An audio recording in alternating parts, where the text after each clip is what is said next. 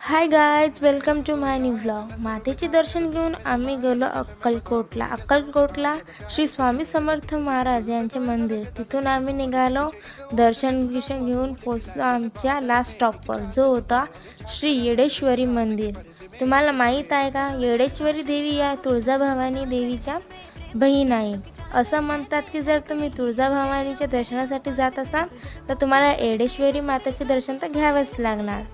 रात्रीचे 10-11 वाजले होते वाटते, आणि तिथं गेट बंद झाले होते. जे देवीचे दर्शनाची मूर्ती आहे ना, तिथं पाहण्याचे गेटच बंद झाले होते. मग काय, गेलो बाहेरून, थोडेसे दर्शन घेतले, तिथं बसलो, आईनं पूजा वगैरे केली, आम्ही पाय पडले, आणि खूप सुंदर असं मंदिरही सजलं होतं.